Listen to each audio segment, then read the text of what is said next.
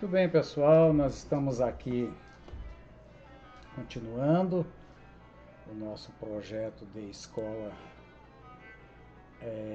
bíblica dominical. Eu estou colocando aqui uma foto, conforme eu disse para vocês.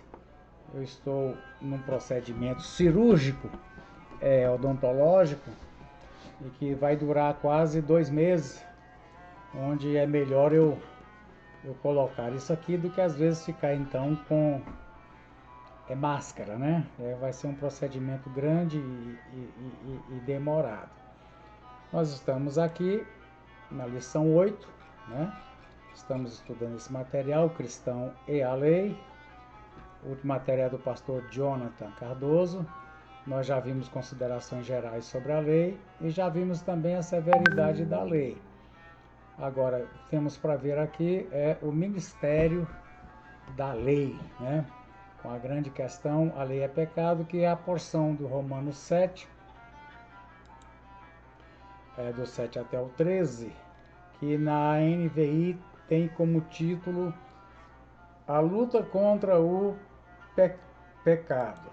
Na Nova Almeida atualizada diz apenas a lei e o pecado. Depois abre outra divisão, as divisões ficam que pelo menos que é aqui do versículo 7 em diante que nós estamos vendo. Estamos aqui em Mambaí, são 20 horas, né, temperatura de 25 graus, é a última atualização que teve, deixa eu atualizar aqui agora. Muito bem, 21 horas, né, 21 horas, 21 graus, com a tendência de chegar na madrugada até a 18 graus, né? Essa é a perspectiva. Muito bem, façamos então uma oração. Santo Deus, bendito Pai, Senhor, estamos aqui vivendo, Senhor, essa nova normalidade, totalmente, não apenas nova, mas totalmente diferenciada, onde, ó Deus, continuamos mantendo contato, continuamos mantendo comunhão virtual, na esperança de que dentro de um breve tempo será possível voltar como estávamos já fazendo, presencialmente ali no templo. Pedimos, Senhor, a tua ajuda, a tua bênção, a tua comunhão, que o Senhor esteja conosco, nos ajude, em nome de Jesus. Parece que ele disse 21 horas, na verdade são 22 horas. Então, pessoal, carta aos Romanos, né, lição 8, Escola Bíblica Dominical Mambaí, estamos vendo esse material, vocês já sabem, né? Lição 8, hoje é a terceira parte, o ministério da lei, né? Ministério da lei. Aqui a nossa lição, ela coloca exatamente essa divisão, aqui ela se deve por quê? No primeiro versículo, a gente vê aqui na segunda parte as perguntas que foram feitas, né? Vocês não sabem da autoridade da lei, etc. Então aqui ele vem com uma segunda pergunta. Que diremos então? A lei é pecado? De maneira nenhuma. A questão aqui talvez seria: a lei é pecaminosa? A lei é pecaminosa? A lei em si, ela contém pecado? De fato, eu não saberia o que é pecado a não ser por meio da lei. Pois na realidade eu não saberia o que é cobiça se a lei não dissesse não cobiçarás. Que esse mandamento está em Êxodo, está em Deuteronômio 5:21. Mas o pecado. aproveitando a oportunidade dada pelo mandamento. O mandamento é não cobiçarás, que Paulo escolhe um mandamento como modelo. Então, o mandamento criou uma oportunidade e o pecado, aproveitando a oportunidade dada pelo Cristo, produziu em mim todo tipo de desejo cobiçoso. Pois sem a lei o pecado estava morto. Antes eu vivia sem a lei. Mas quando o mandamento veio, o pecado reviveu e eu morri. Descobri que o próprio mandamento, destinado a produzir vida, na verdade produziu morte. Pois o pecado, aproveitando a oportunidade, de novo aqui, olha, aproveitando a oportunidade dada pelo mandamento, ele diz aqui, o pecado, aproveitando a oportunidade dada pelo mandamento, segunda vez, né? Enganou-me por meio do mandamento, eu morri. O nosso texto vai até no verso 13, a nossa porção da lição. De fato, a lei é santa, e o mandamento é santo, justo e bom. E então, o que é bom se tornou em morte para mim? De maneira alguma. Mesma coisa aqui, ó. De maneira alguma. Mas, para que o pecado se mostrasse como pecado, ou seja, para que o pecado se mostrasse extremamente pecaminoso, ele produziu morte em mim por meio do que era bom, que é a lei. De modo que, por meio do mandamento, ele, o pecado, se mostrasse extremamente pecaminoso. Vamos ver onde a gente caminha aqui, né? Muito bem. Deixa eu aumentar aqui. A lei é pecado. Então aqui vai dizer que a lei revela o pecado, que a lei desperta o pecado, mas que a lei também condena o pecado. Os atributos da lei, né? Santo, justo e bom. Então vamos ver aqui, acompanhando a lição do pastor que escreveu. A lei é pecado? A resposta é franca e clara: de modo nenhum. O apóstolo precisava ter certeza de que seus ouvintes não deturpariam seus ensinos sobre a lei. A questão é os ensinos de Paulo sobre a lei. Mas se por um lado a lei não é pecado, qual a relação entre pecado e lei? Muito bem, relação entre pecado e lei. Então aqui, Romanos 7:7. Vamos ler aqui na NVI. Que diremos então? A lei é pecado? De maneira nenhuma. De fato, eu não saberia o que é pecado, a não ser por meio da lei. Pois, na realidade, eu não saberia o que é cobiça se a lei não dissesse, não cobiçarás. Muito bem. Paulo já havia escrito algo a respeito em 3:20. Visto que ninguém será justificado diante dele, Deus, né? Por obras da lei, em razão de que pela lei vem o pleno conhecimento do pecado. Agora ele diz no 7:7, eu não teria conhecido o pecado senão por intermédio da lei. Então, vem dizendo que a função da lei é revelar o pecado. A lei é capaz de revelar os pecados mais ocultos e conduz o indivíduo à luz. Paulo ainda menciona o 10º mandamento, não cobiçarás. Paulo dá testemunho da ação da lei em sua vida, citando o pecado da cobiça. Agora, irmãos, uma questão interessante é se esse capítulo 7, do 7 ao 13, onde aparece o eu. Eu não saberia. Eu não saberia. Produziu em mim todo tipo de pecado. Antes eu vivia sem a lei. Aqui a gente começa a perguntar quem é esse eu que Paulo está falando. Aí você vai dizer, né? Você vai dizer para mim assim, ó. regenerado. O eu é Paulo, pois se Romanos é escrito por Paulo, então eu aqui é Paulo, né?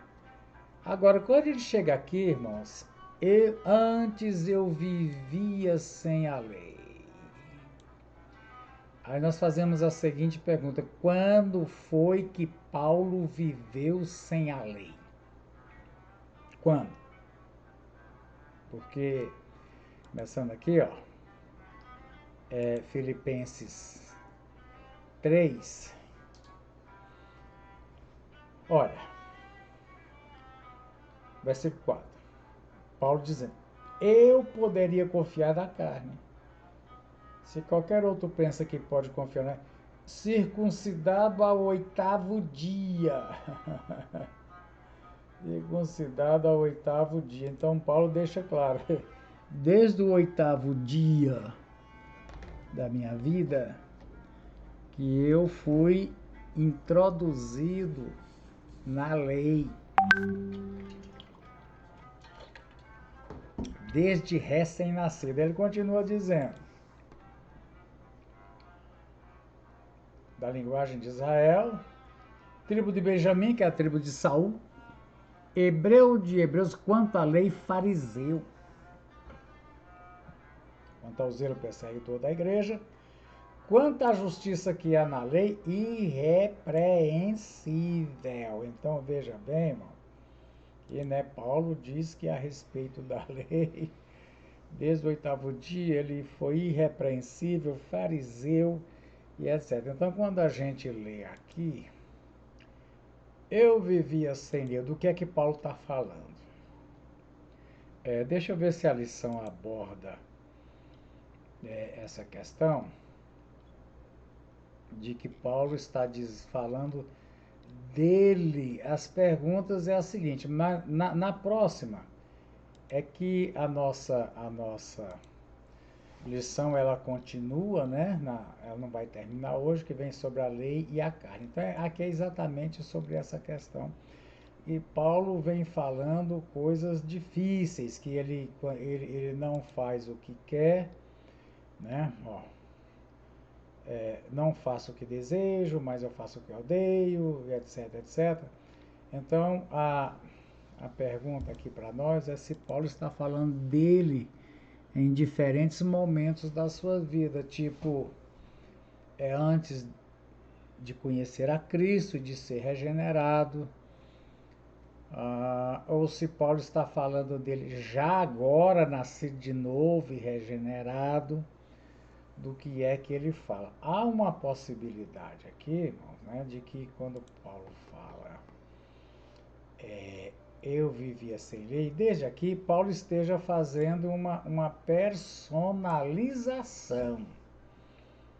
Uma personalização de um ente, contando a história, como foi.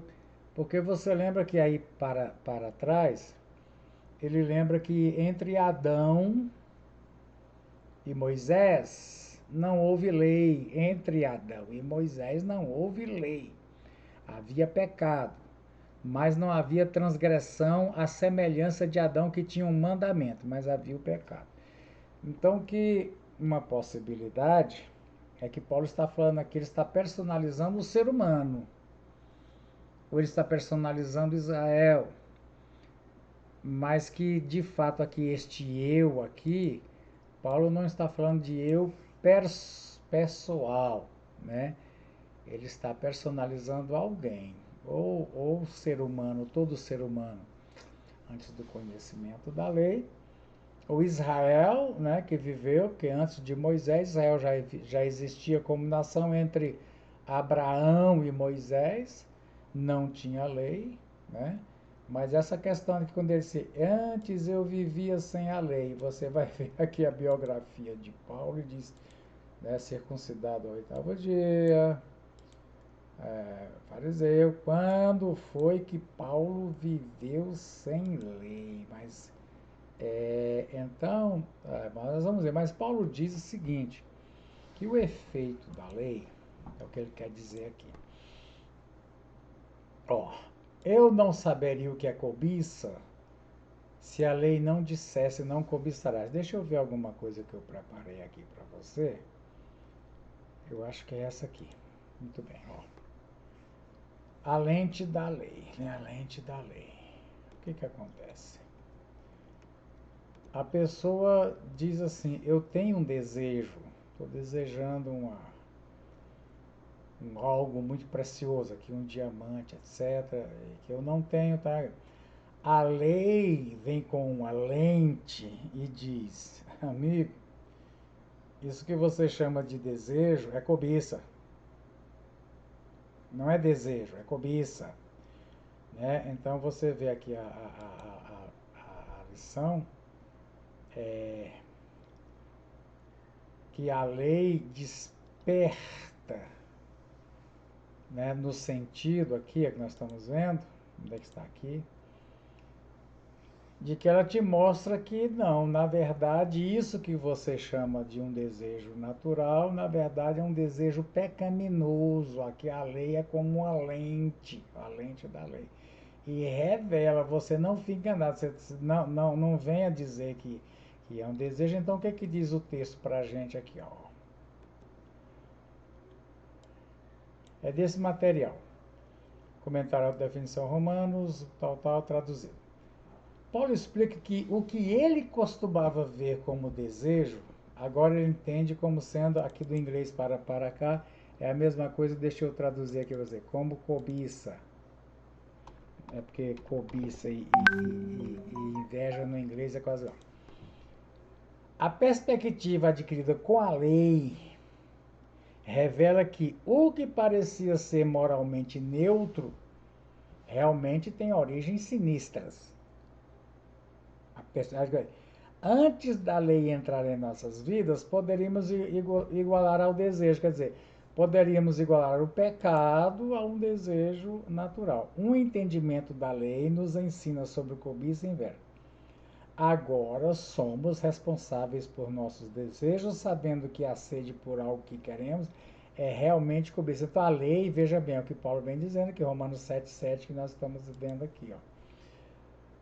Eu não saberia o que é pecado, a não ser porque, na realidade, eu não saberia o que é cobiça se a lei não dissesse não cobiçarás, tá vendo? Então, essa é a função da lei, né? Essa é a função da lei, é mostrar que o nome verdadeiro para o que você chama de coisa normal, o que eu sinto é normal, o que eu desejo é normal, e a lei diz não, o que você está desenvolvendo aí é pecaminoso, não é normal não, é pecaminoso, por exemplo, e se chama cobiça, né? Ok? A lei desperta o pecado. Para melhor compreensão do versículo, faz-se necessário observar algumas versões, de Romanos 7,8. Aqui na NVI diz assim: mas o pecado, aproveitando a oportunidade dada pelo mandamento. Veja bem, mas que a questão não é a lei, mas é o pecado. O pecado, ele vem dizendo aqui em Romanos 7 mais adiante, ele diz assim, quer ver? O pecado, Romanos 7,17, que habita em mim. Então, irmãos, o pecado não é algo externo. O pecado não está fora de mim. O pecado não está no que eu vejo, o pecado não está no que eu ouço, o pecado está em mim. Agora, esse pecado em mim, o que ele faz? Aproveita as oportunidades para me enganar e me matar, tá vendo?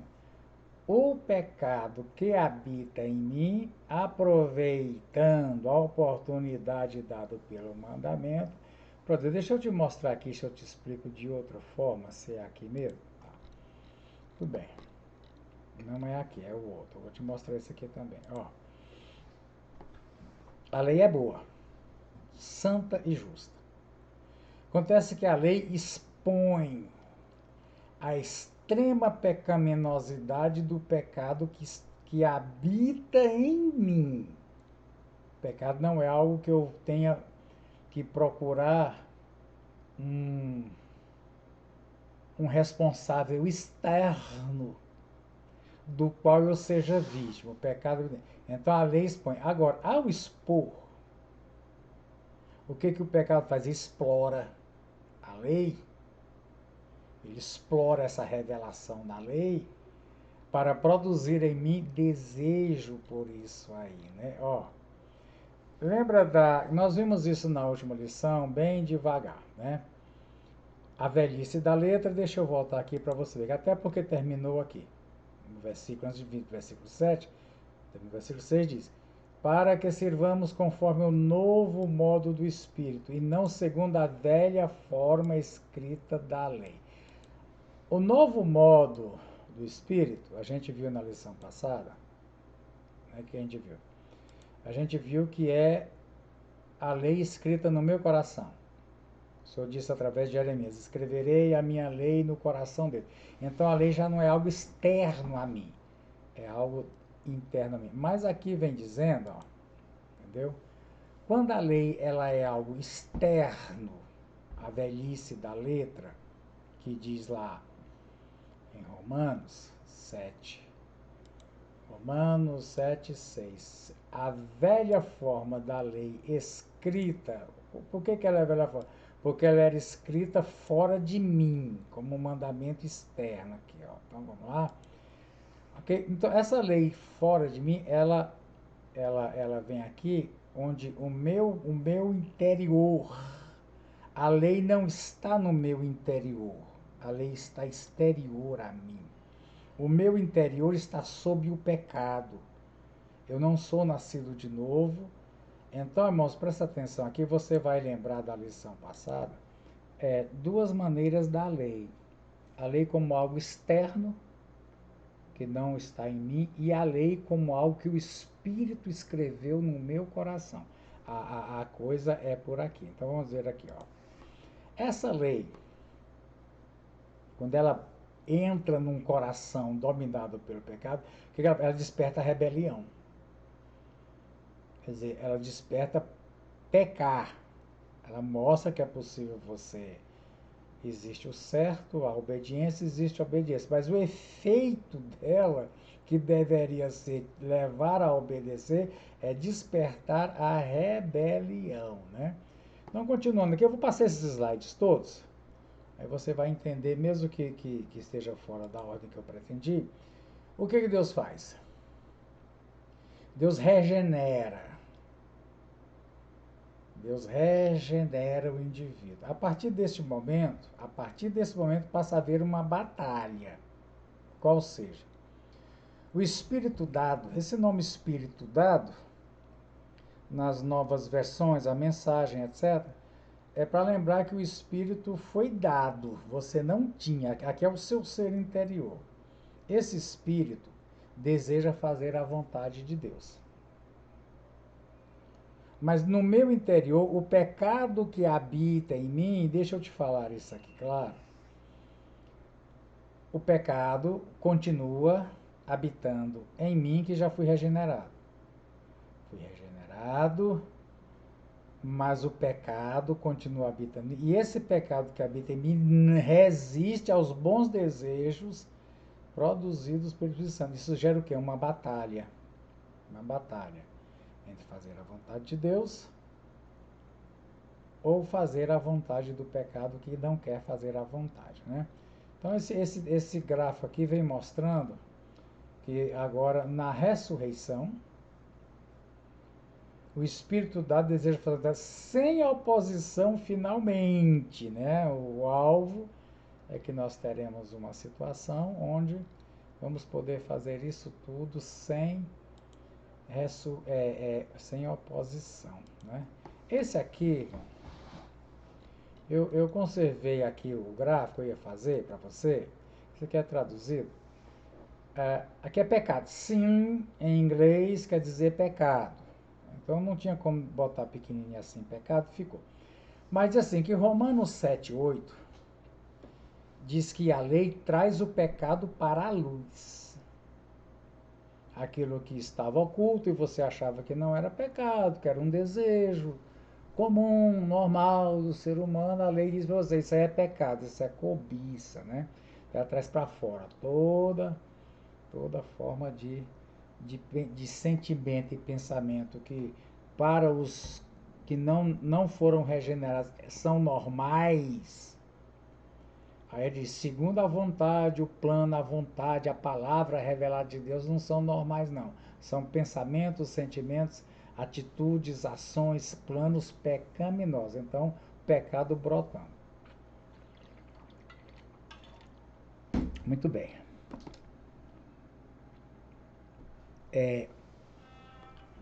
Trazendo à luz o pecado. Muito bem. A lei tem uma aplicação muito mais ampla do que apenas reformular o desejo como cobiça. A lei. Na verdade, quanto mais aplico a lei, lei aqui, irmão, pode ter até sinônimo de palavra de Deus, a minha vida, mais áreas do pecado eu encontro. Eu achei interessante, alguém colocou no Zap, acho que foi dos jovens. Tá lá, eu lembrei aqui agora, não vou procurar, mas diz assim, que a verdadeira cegueira espiritual é enxergar o pecado em todas as pessoas na vida de outro, menos na minha vida. Então, quanto mais áreas do pecado eu encontro em mim. Ó, com a lei como lente para filtrar e avaliar nossas ações, percebemos rapidamente que a lei não é o problema, o pecado é o problema. O pecado sempre esteve presente, mas não reconhecemos até que ponto ele se infiltrou em nossas vidas. Então, naturalmente, nós não temos, como diz aqui, o reconhecimento até que ponto nossas ações e pensamentos e desejos e projetos são pecaminosos. Lembra-se que Romanos 5,20, de Romanos 5,20 aqui é maiúsculo, deixa eu corrigir, Romanos 5,20, e da questão de se a lei aumenta ou amplia o pecado, vamos dar uma olhadinha lá rapidamente. Romanos 5,20. Romanos 5,20. A lei foi introduzida para que a transgressão fosse ressaltada. Mas onde aumentou o pecado, transbordou a graça. Então, a lei ressalta a transgressão. Quer dizer, aquilo que eu não sabia, que eu achava que não. Então, a lei aumenta o pecado. A lei aumenta a consciência, a certeza de que há pecado em mim, né? Vamos voltar aqui para o nosso gráfico, nós estamos aqui. E não é só que a lei nos mostra quanto pecado há em nossas vidas, a lei mostra. O pecado tem outro aspecto sinistro. Provérbios 9,17, deixa eu procurar aqui, Provérbios 9,17. Provérbios 9,17.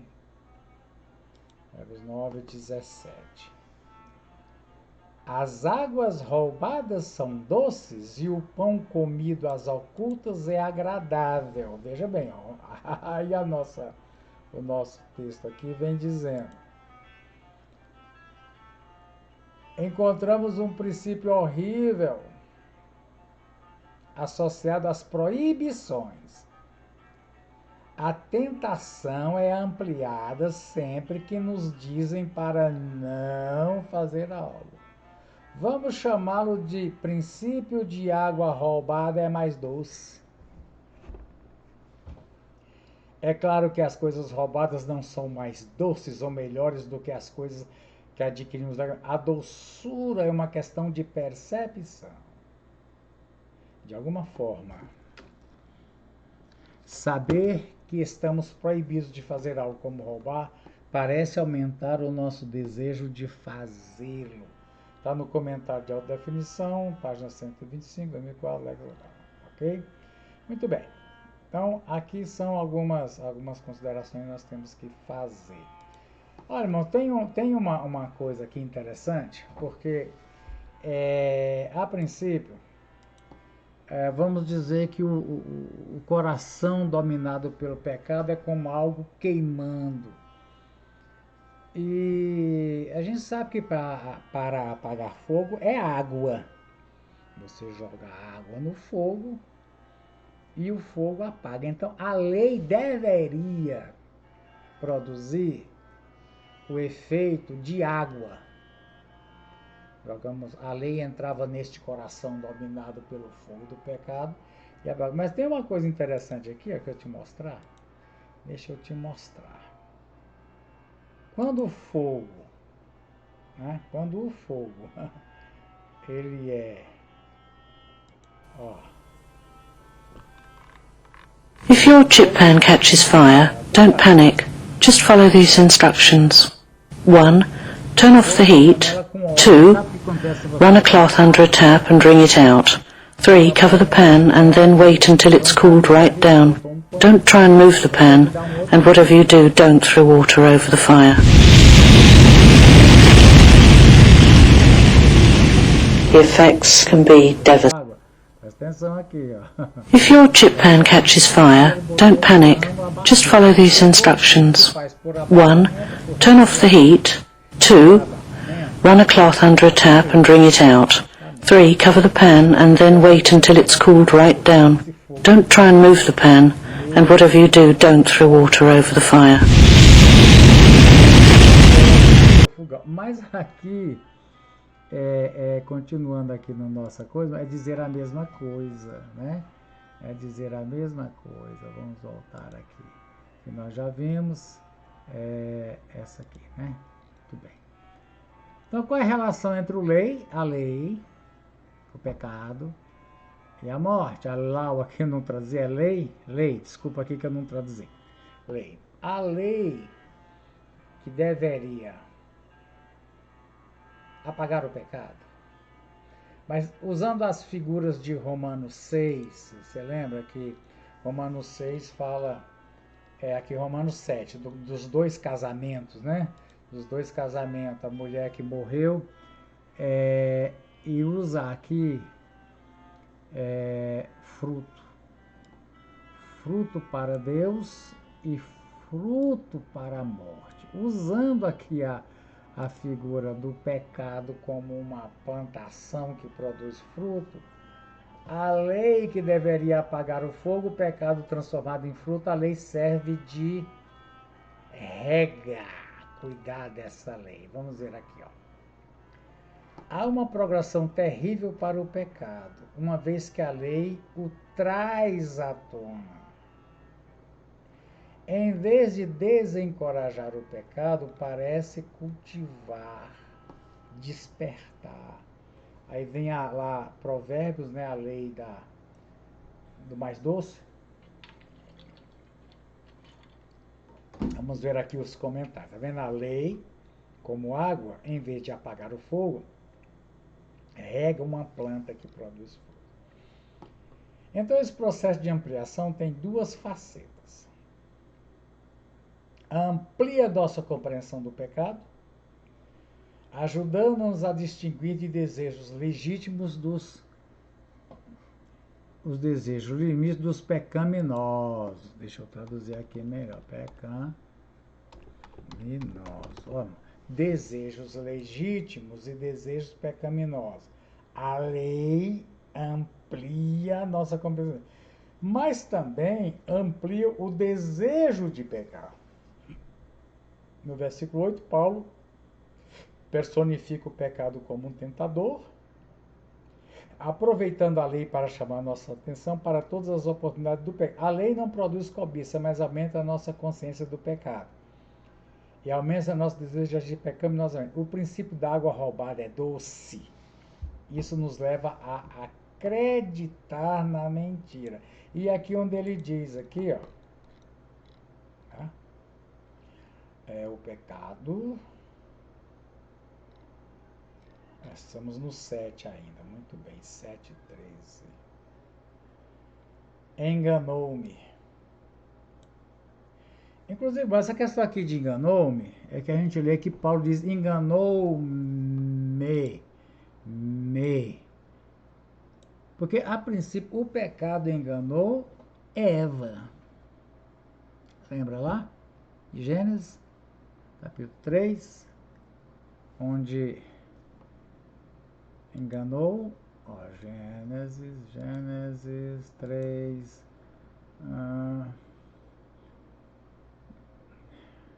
aí diz, vendo a mulher que a árvore era boa para comer, agradável aos olhos, desejável para comer, tomou e comeu, tomou e comeu. Paulo diz lá em Coríntios que Eva foi enganada. Diz assim, Adão não foi enganado. Quem foi enganado foi Eva. Mas o certo, irmão, é que há um engano. E aqui esse engano vem dizendo aqui, ó, né, é acreditar na mentira. Qual é a mentira aqui de Gênesis? É certo que não morrereis. Quer dizer, isso não é pecado. Isto não é desobediência. Se você fizer isso, você não está desobedecendo a Deus, né? Então aqui, ó, então chegamos aqui então. O que acontece? Veja que aqui estava regando, estava pequeno. Quando a lei rega, acontece, o pecado cresce. Sim, pecado cresce. A planta do pecado cresce pela revelação da lei de que isso é pecado. Então diz assim: a lei traz o pecado à luz e continua a cultivar mais dele. Finalmente o pecado leva à morte. Esses dois tipos de ampliação do pecado levam a uma conclusão natural, a morte. No fim do versículo 8,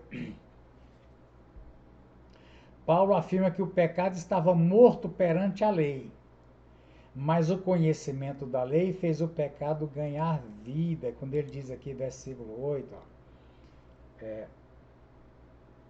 sem a lei, o pecado estava morto. Não quer dizer que não existia. Quer dizer que eu não entendia que aquilo era pecado. Eu achava que aquele procedimento, aquele comportamento meu, que é igual a todas as pessoas do mundo sem Deus, era algo normal. Eu não tinha noção de que o meu tipo de viver era pecaminoso. Então estava morto. Aí, mais quando o mandamento veio, o pecado diz, não, esse seu jeito de viver é pecaminoso. Aí então eu morri perante a lei, né? Vamos ver aqui como é que continua dizendo. O pecado nos engana. Como é que o pecado nos engana? Versículo 8. O pecado me engana. Engana o ser humano, engana qualquer pessoa.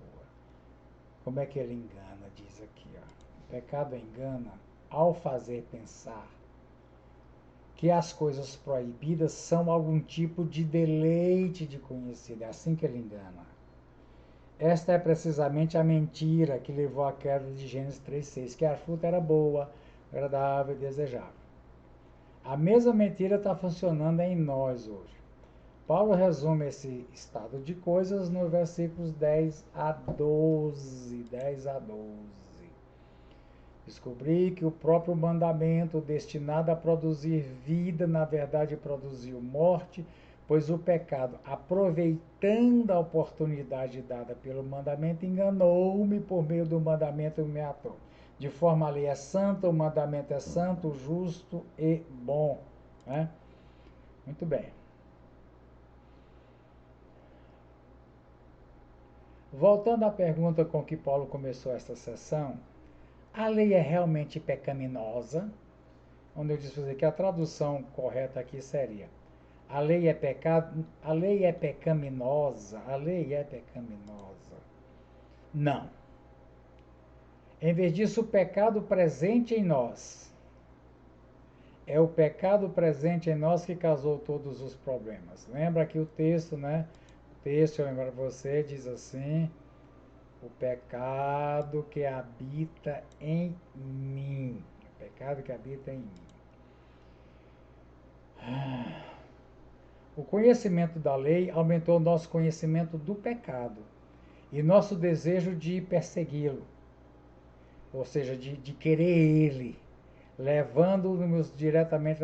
E a lei é santa, justa e boa, não pecaminosa, porque revela a natureza sagrada de Deus para nós de uma maneira que possamos entender. A lei tem a função ordenada por Deus de ampliar o pecado em termos de quantidade e intensidade. Então é isso que é o objetivo, né, da lei em nós. Vamos ver. Romanos 8, em várias traduções. Bíblia Vida. O pecado, no entanto, usou essa lei contra os maus desejos, lembrando-me de que eles estão errados, e despertando dentro de mim toda sorte de desejo proibido. Somente se não houvesse leis para serem quebradas é que não haveria pecado. Cartas para hoje traduz assim: mas o pecado em mim, encontrando no mandamento oportunidade para se manifestar, estimulou todos os meus desejos. Pois na ausência da lei o pecado não tem vida própria. Nova tradução, linguagem de hoje. Porém, o pecado se aproveitou dessa lei para despertar em mim todo tipo de cobiça. Porque se não existe a lei, o pecado é uma coisa morta. Deixa eu ver aqui como é que fala Lutero. Versículo 8.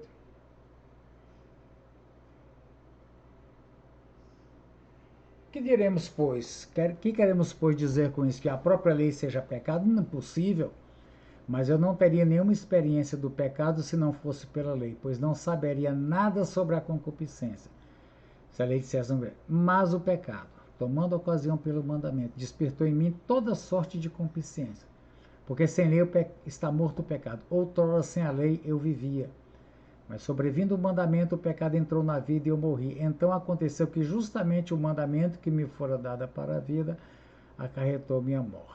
Pois o pecado, tomando ocasião pelo mandamento, por esse mandamento, me enganou e me matou. Né?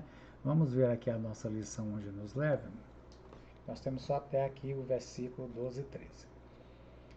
A lei não só revela o pecado, como também expõe ou desperta. A natureza pecaminosa do homem, em contraposição à lei de Deus, o leva a fazer o que é proibido. É como se a lei funcionasse como um fio condutor que desperta a atenção do homem para o pecado. E ao perceber o pecado, ele se sente estimulado a fazer o que não deve. O que é proibido pela lei sempre parece mais prazeroso, porém sempre será condenado por Deus e pela própria lei. A lei condena o pecado. Se não existir a lei, também não existirá transgressão. Não existe pecado, agora transgressão, a gente já viu, é quando existe um mandamento explícito. A pessoa não apenas está agindo errado, mas ela está agindo errado consciente de que está desobedecendo a um mandamento. Se pecado é toda forma de transgressão à lei de Deus, ela existe justamente a lei existe para condenar. O papel da lei é mostrar às pessoas que elas são pecadoras, estão destinadas a morrer. A lei revela, desperta e condena o pecado. Mas Paulo deixa claro que a lei não é responsável pelos nossos pecados, nem por nossa morte, como não foi para ele. Nossa inclinação ao erro é que nos faz pecar. E o pecado nos conduz à morte. Por isso, a lei sempre vai exercer o seu papel de condenar o pecado. Bom, aqui vem falando as características da lei e Romanos para hoje. A lei de Deus funciona como alerta contra o pecado. Você tem observado atentamente esse alerta? A lei tem lhe conduzido a viver longe do pecado? Muito bem, mas eu quero te mostrar aqui,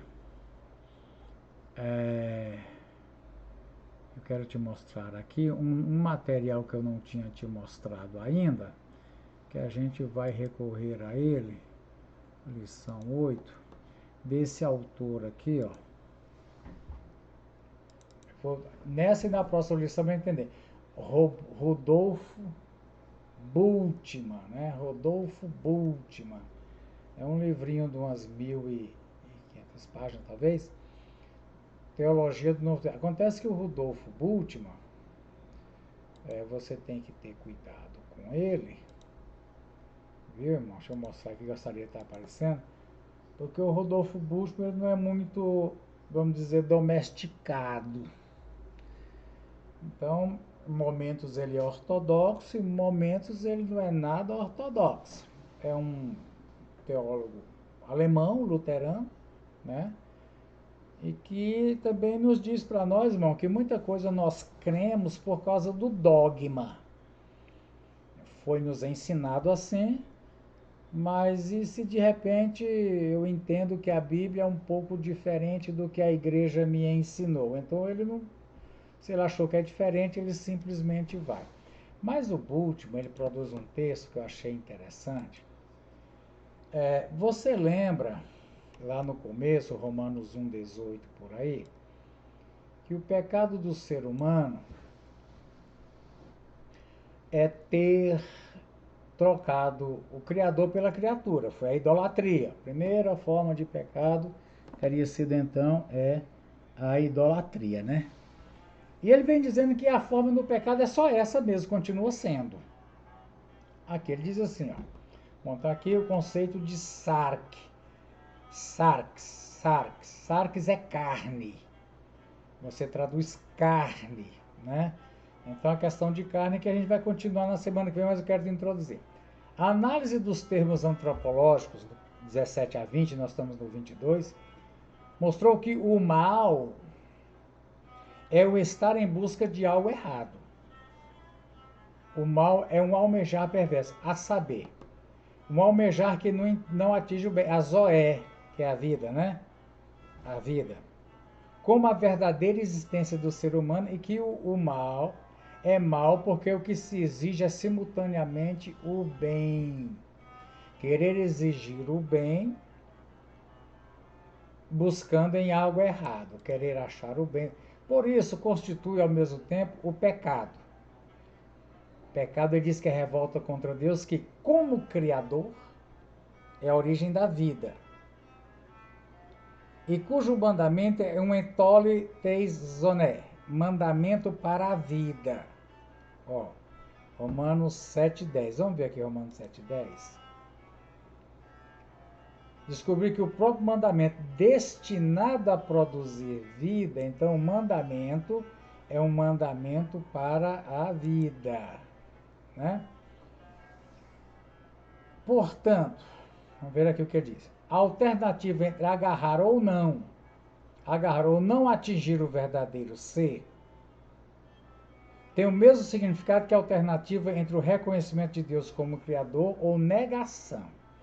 A negação de Deus, porém, significa desconhecimento da própria condição de criatura. Isso, entretanto, representa, visto que todo almejar também o perverso visa a vida, a ilusão de procurar a vida onde ela não se encontra, ou seja, na criação, que é o próprio ser humano. Quando o homem tenta achar nele mesmo, seja pela obediência à lei, alguma coisa à vida, ele está procurando na criação algo que não existe na criação. Pois negar a Deus como Criador significa voltar-se para a criação. A criação, porém, está à disposição do ser humano.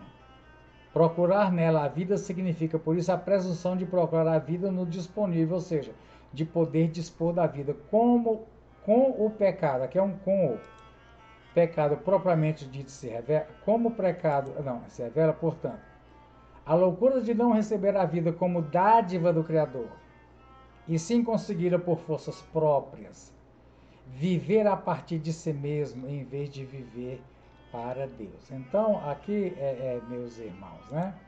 Ele vem dizendo, Bultmann, que é a mesma coisa, o ser humano que não recebe como dádiva de Deus a vida verdadeira, a vida eterna, etc., mas tenta encontrar nele mesmo, nas obras, etc., né?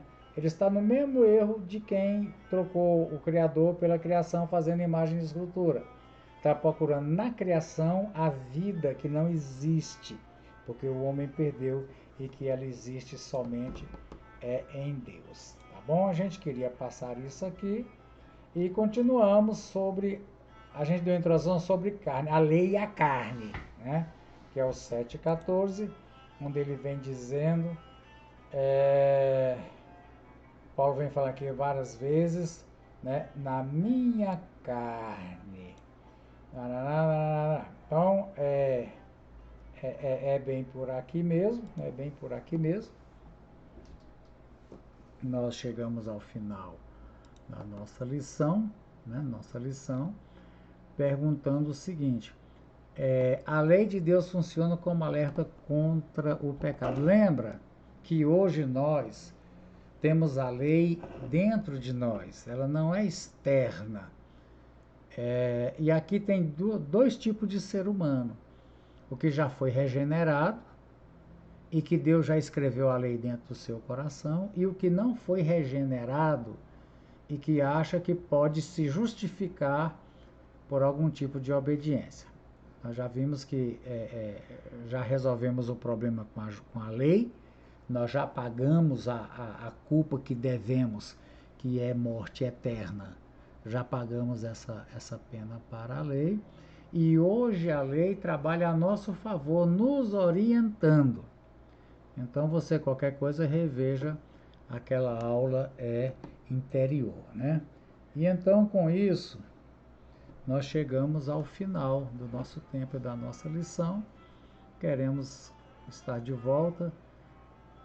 Alguém já me comunicou que a lição passada ajudou bastante a entender o relacionamento entre o crente regenerado e a lei, que a lei, você lembra lá naquela analogia do divórcio, não foi a lei que morreu, né? Quem morreu foi a mulher da lei, que era a pessoa que era casada com a lei, para poder casar com outro, que é Cristo, que foi a lei, continua viva. Mas o efeito desta lei no coração de quem é regenerado é totalmente diferente do efeito de quem ainda não regenerou. Continuaremos, se Deus nos permitir, na próxima semana. Quero orar com você e ore por mim, que vou fazer algumas cirurgias odontológicas, vai levar quase 2 meses, vai ser algo bem agressivo mesmo, mas que é necessário fazer para que eu não tenha complicações a esse respeito. Faça isso, eu lhe agradeço. Senhor Deus, bendito Pai, no nome de Jesus, nós chegamos, Senhor, ao final de mais essa porção da Tua Palavra, sendo esquadrinhada, sendo analisada, na esperança, Senhor, de que venha servir de auxílio para os que querem viver uma vida cristã consciente, responsável, compromissada com a palavra e com a obra do reino, e que assim possa funcionar, Senhor. Obrigado, Senhor, em nome de Jesus, ó Pai, em nome de Jesus.